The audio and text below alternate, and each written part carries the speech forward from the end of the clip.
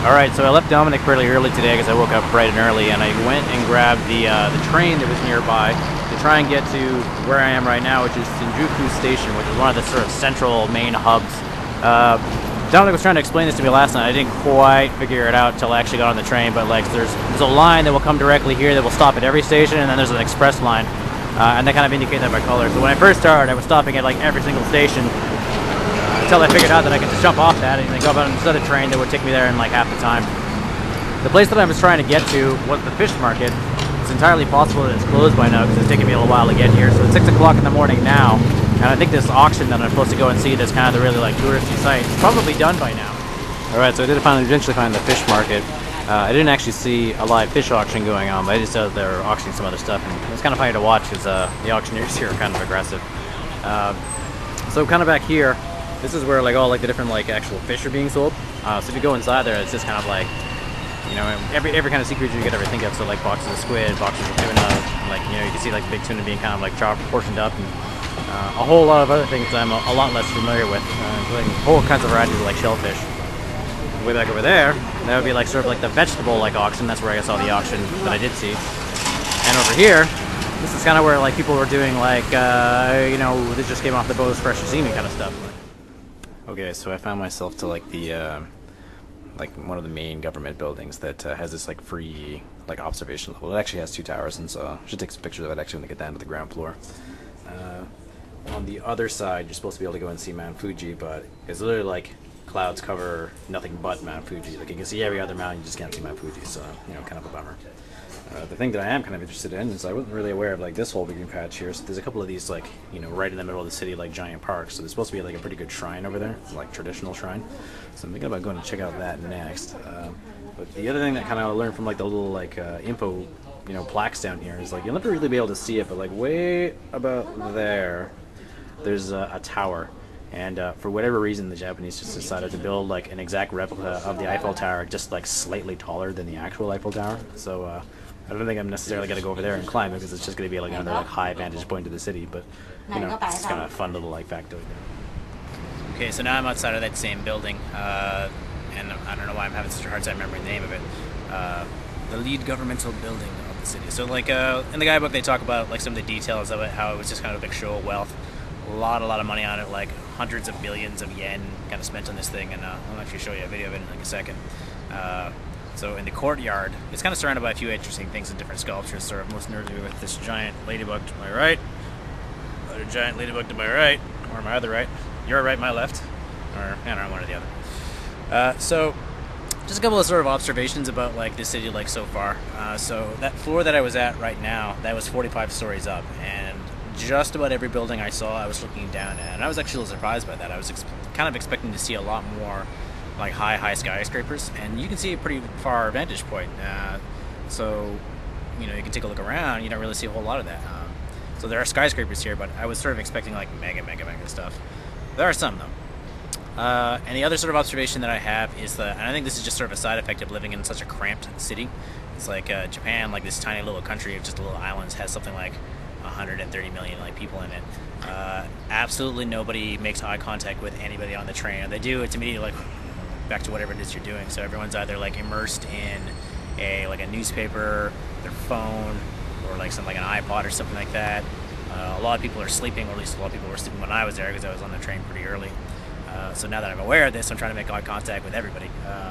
So that's just sort of like, you know, kind of a fun little thing there. And I think a lot of that has to do with sort of like, you know, you have like a lot of people around you because it gets pretty busy during like rush hour here. You just need to sort of have like that little kind of like space to yourself. And before I leave, I'm just going to take like the quick video of the building that I was just in. So this is Tower 1. And here's like the bridge that actually goes across. And this was Tower 2. So this is the tower that I was actually just in. So it goes up a lot higher than I got to. I got to 45, and I think it goes up probably at least double that. So I don't know why I feel that I got to be impressed with a building that's more than like that tall. But it just seems like I was expecting a lot more buildings kind of like this. And there's some around, but like when you see like the long vantage point, not really as much as you'd think. Oh, and like the one other thing that sort of came out of like, you know, just being inside the government building is they were really pushing out a lot of swag, particularly this thing, which is handy because it's, you know, kind of hot out here. But Japan seems to be really pushing for the Olympics. So they had the Tokyo Olympics was in like the 60s, and they actually lost out to Vancouver. Like it was down to them, Chicago or Vancouver, and the Vancouver is obviously the one that got it. And so they're pushing for like the 2020 Olympics, which I don't know. That's just greedy. You guys already had an Olympics. Okay, so navigated a few more train stations, which I'm getting a lot better at, and found my way to this museum of Japanese swords. It's not like a huge museum, but what they do is they kind of showcase. When you first walk in, they kind of showcase how they actually made the metal, because they had some kind of creative ways of doing that, sort of before more advanced smelters. And then they describe how they would take a piece of metal that they sort of fold and pound out to get all the impurities out, and then turn that into the blade, and then make the other components that would go into that. So they make a blade first. They have a technique to make the edge really hard and sharp, but then the back of it more flexible, so it's less likely to break. And then they would have a second piece that would be the handle that would go on the sword, and then the sword guard would be sort of like the piece in between. And there's actually a few more the components on, depending on how ornate it is. But, so for all the time it took me to find it, I used to say it would have to be worth it. When I first came around the corner, when you sort of get in this neighborhood, people kind of know if you're not one of the people living in this neighborhood, because it's mostly little residentials. They kind of know what's up. So an older man comes up to me and says, "Oh yeah, this is where you want to go." And they saw me and that dude wants to see some swords. So he asked to take my picture with my camera. So there's a few photos of me kind of in front of this sign by this elder Japanese gentleman. So that was kind of fun.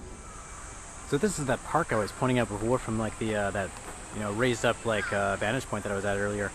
This is right in the middle of the city, and this is huge. So I've only just kind of started exploring this, and looks like there's kind of arty museum-y kind of exhibits in here that are only open on certain days. So I may have to come back another day if I want to catch some of that stuff, depending on what it is.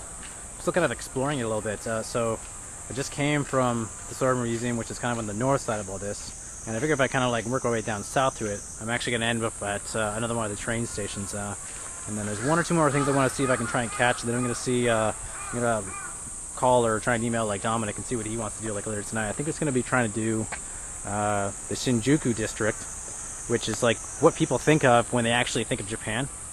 So that'll be the place with all the neon and lots and lots of people across jig multiple pedestrian crosswalks kind of all at the same time, so not just crossing in the square, but kind of crossing diagonally across the square. So So I popped out the other end of that forest, kind of a little bit disoriented and not entirely sure where I was.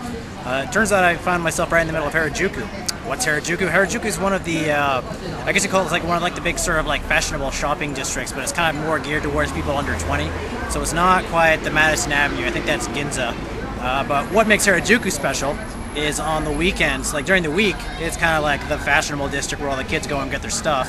But on the weekends, this is where all the people that show up in crazy costumes will come. So you'll see the people that are the Japanese goths, or the rockabilly kid that kind of looks like Elvis with really tall hair.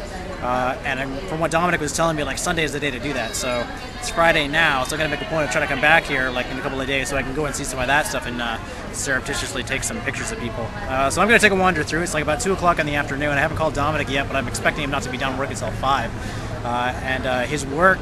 His house and his work are by train stations, and so I'm feeling pretty confident with that now. So yeah, I think the idea is I'm gonna leave him a message or call him, and I'm gonna try and meet him at his work, and then he and I are probably gonna go to Shinjuku. What I'm interested in doing there is once the sun goes down, that's the area that's gonna have a lot of neon. So I figure it'd be better to go and see that at night when there's lots of interesting pictures to take.